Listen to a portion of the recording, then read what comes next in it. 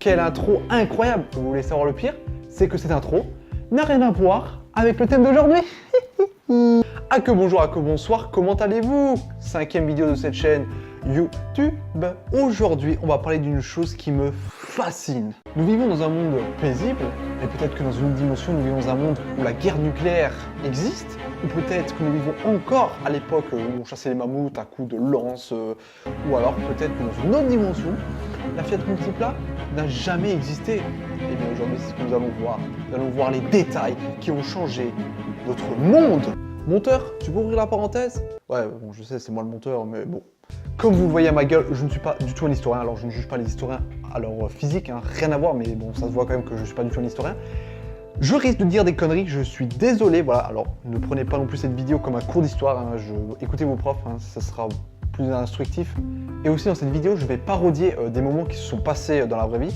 C'est une blague, donc voilà, hein, ne prenez pas du tout mal, c'est pour ajouter de l'humour dans la vidéo, enfin, bon, le peu d'humour qu'il y a, bon, voilà, bon. Désolé. Fin de la parenthèse monteur, alias moi, voilà. Bon, bref. Aujourd'hui, dans cette vidéo, je vais vous parler de 3 histoires qui sont réellement passées et qui ont chamboulé le destin de l'humanité. Eh bien, écoutez, ce que je vous propose, c'est qu'on passe à la première histoire. C'est parti!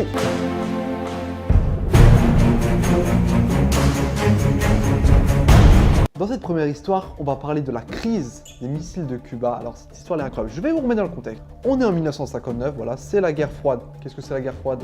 La guerre froide, c'est la guerre entre les États-Unis et l'URSS dans les années 60. Et pourquoi ça le nom guerre froide? Parce que c'était une guerre de position, d'où le nom guerre froide, parce qu'en fait, les mecs, ils se battaient pas à coups de feu. C'était une guerre indirecte, si vous voulez. C'est plus qui avait les plus grosses couilles entre ces deux pays. On est donc en 1959, Fidel Castro vient de rejoindre la tête du gouvernement au Cuba, et Kennedy, il n'aime pas ça, non? Il y avait un espèce de pacte entre Cuba et les États-Unis, et quand Fidel Castro a rejoint la tête du gouvernement, Kennedy a décidé de rompre ce contrat. Castro, qu'est-ce qu'il se dit? Ah ouais? Tu veux me virer de ton pacte? Bah je vais rejoindre ton ennemi, l'URSS. Du coup, il signe un pacte avec l'URSS, qui était l'ennemi des États-Unis, hein, guerre froide, vous avez suivi. 3 ans plus tard, on est en octobre 1962, voilà, la vie est belle. Qu'est-ce que fait Kennedy? Il joue à Call of Duty Black Ops, voilà, il est en multi, en train de tuer des gens, tac, tac, tac. Il fait 1 kill, 2 kills, 3 kills, qu'est-ce qu'il obtient? Il obtient un drone, voilà, il dit « Oh, je lance mon drone, tac !» Et là, qu'est-ce qu'il voit? Des missiles nucléaires à Cuba. Alors là, c'est la panique générale. Kennedy convoque le Conseil de sécurité nationale. Lors de cette réunion, il décide de faire un blocus autour de Cuba et de faire une allocution à la télévision. Salut Ricain. Ouais, je dis Ricain, c'est ce que disent les gens. Bref, trêve de conneries. Il y a le voisin qui veut nous casser les couilles. Et quand je parle du voisin, je parle pas de celui qui passe la tondeuse un dimanche à 8 h du mat. Non, non, non, rien à voir. Je parle du pays voisin. Hein, fidèle? Pas comme ta femme, hein. Je l'ai baisé sur ce bureau au moment où je te parle. Tu veux nous envoyer des missiles nucléaires? Mais écoute, ce que je vais te faire, c'est un petit blocus. Et dès qu'il y a un bateau qui veut passer, je te bombarde. T'as compris? Du coup, les États-Unis mettent en place ce fameux blocus autour de Cuba et aucun bateau ne peut passer. Imaginez la tension dans le monde entier. À tout moment, un tout petit pic, l'URSS décide d'envoyer un sous-marin qui contient une torpille nucléaire. Le problème, c'est qu'ils ont envoyé ce sous-marin avant l'annonce du blocus.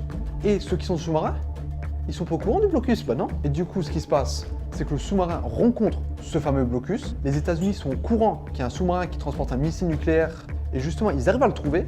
Les États-Unis décident de lancer des explosifs d'entraînement afin de faire sortir le sous-marin. Je vous laisse avec des images. C'est quoi ce bordel? On est en train de se faire attaquer. Qu'est-ce qu'on fait, chef? Putain, c'est les Américains, ils sont en train de nous attaquer. Il faut vite qu'on lance ce missile nucléaire et le plus vite possible. Oh, il y a Dory. Les gars, il y a Dory, Non mais mec, tu peux pas lancer ce missile, t'en sais rien si c'est la guerre. Écoute mec, on n'a pas le choix, on est en train de se faire attaquer, on est en train de se faire bombarder, on n'a pas le choix. Il faut vite qu'on lance le missile. Wow mec, mais t'es fou quoi, mais mec, t'en sais rien. Écoute mec, ce que je propose c'est qu'on appelle Moscou et on se renseigne sur la question. On n'en sait rien du tout mec. Oh, il y a Nemo les gars, il y a Nemo. Non mais c'est qui l'a engagé celui-là? Je sais pas. Tu vas appeler Moscou, mais ils vont jamais répondre. Ça fait 2 jours qu'on essaie de les contacter, ils ne répondent pas. Écoute mec, t'appelles Moscou, s'ils répondent, t'as le droit de baiser ma femme. Ok. Oui, bonjour monsieur Khrouchtchev. Oui, bonjour, c'est le sous-marin B-59. Écoutez, on est en train de se faire bombarder par les Américains et comme on possède une arme nucléaire, est-ce que vous me donnez l'autorisation d'attaquer les Américains avec cette arme? Ah, c'est pas la guerre. Ah, pourquoi ils nous bombardent? Il y a un blocus. Il y a un blocus. Ouais, il y a un blocus. Je te jure. Bah écoutez, on revient en URSS alors, pas de soucis, on fêtera ça. Bon, pas tout de suite, hein, parce que j'aurai une petite affaire à régler, hein. Oh, il y a la tortue dans Nemo. Les gars, il y a la tortue dans Nemo. Oh, ferme ta gueule. Grâce à cet homme qui est Vassili Arkhipov, désolé si je le prononce très mal, mais en tout cas, grâce à cet homme, on a évité une guerre nucléaire dans le monde entier.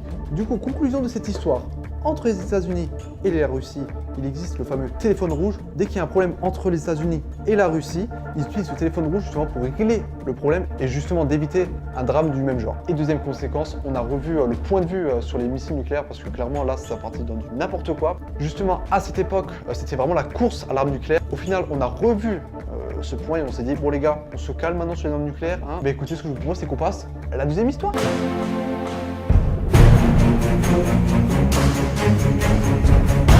Ah, le fameux mur de Berlin. Connaissez-vous la fameuse raison de la chute du mur de Berlin? Bah, écoutez, je vais vous l'expliquer. On est en 1989, il y a un énorme mur qui sépare l'Allemagne en deux, l'Allemagne de l'Est et l'Allemagne de l'Ouest.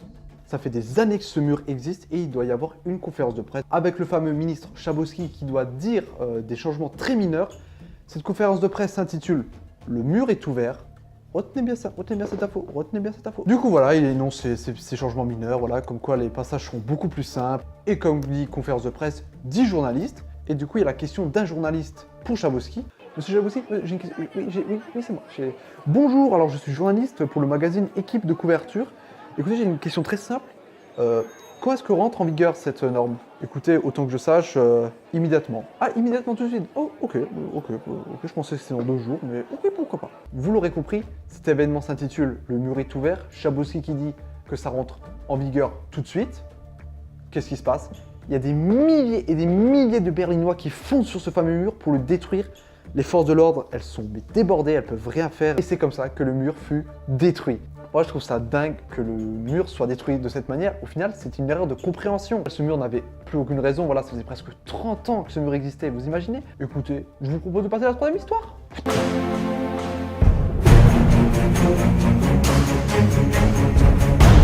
Ah, vous allez me dire, une panne d'électricité à New York, c'est quoi? On s'en fout, quoi, ça n'a aucun rapport. Laissez-moi vous raconter cette histoire. On est en 1977 à New York, les gens sont heureux, il fait beau, et puis d'un coup, un orage apparaît. Et là, un éclair s'abat sur une centrale d'électricité. Cette centrale tombe en panne. Qu'est-ce qu'ils font? Ils appellent un électricien. Oui, bonjour, je suis bien chez Électricité des États-Unis. Oui, bonjour, écoutez, on a un petit problème. Il y a la foudre qui s'est abattue sur notre centrale et elle est en panne. Ouais, c'est un petit peu problématique. Du coup, est-ce que vous pouvez nous envoyer un électricien afin de réparer ceci? Oui, ça marche, tout de suite. Eh bien, écoutez, pas de souci. Bisous, bisous. Enfin, bisous, non, je ne vais pas dire bisous, mais un électricien vient réparer cette fameuse centrale et là, il fait la plus grosse bourde de sa vie sûrement. Je pense que tu peux pas faire pire bourde en tant qu'électricien. Qu'est-ce qu'il a fait? Il se trompe d'ordre pour réenclencher les commutateurs. Qu'est-ce que ça fait? New York est dans un blackout pendant 24 heures. Et là, vous allez me dire, ouais, bon, Azizi, écoute, en France, il y a eu des tempêtes et des gens, pendant plus d'une semaine, n'ont pas eu d'électricité. Alors, c'est pas 24 heures, waouh. Ah non? Ah non, ah non. Ah non. C'est la guerre civile, mon pote. Des gens qui vont venir casser les magasins, qui vont venir piller, qui vont créer des incendies. Bref, c'est le chaos. Mais quand je vous dis le chaos, c'est le chaos à New York. Il y a eu 4000 arrestations en 24 heures à New York. Il y a eu 300 millions de dollars de dégâts. 300 millions de dollars. Tout ça parce qu'un mec s'est trompé d'ordre. J'espère que cette petite vidéo vous a plu, moi elle m'a plu, voilà. Si vous voulez un deuxième épisode, bah dites-le moi en commentaire parce que il y a plein d'histoires comme ça, voilà. J'essaierai de choisir des plus anciennes, mais vraiment plus anciennes parce que là c'était, on va dire, des récentes, même si ça date des années 60. Ça fait que quelques années qu'on a évité une guerre nucléaire, qu'il y a eu un mur qui séparait l'Allemagne en deux, et qu'un électricien a coûté à la ville de New York 300 millions de dollars. Voilà. Je le répète, les parodies que j'ai faites, c'était de l'humour, voilà. Je le répète, j'ai pas envie de faire de polémique, même si je sais que cette vidéo me fera 30 vues. Mais bon, ça me fait plaisir, tant mieux. Petite 30 vues, ça me fait plaisir, voilà. Écoutez, je vous souhaite une bonne soirée, une bonne journée, une bonne après-midi, un bon appétit. Bref, que du bonheur. C'était Azizi, à que, au revoir.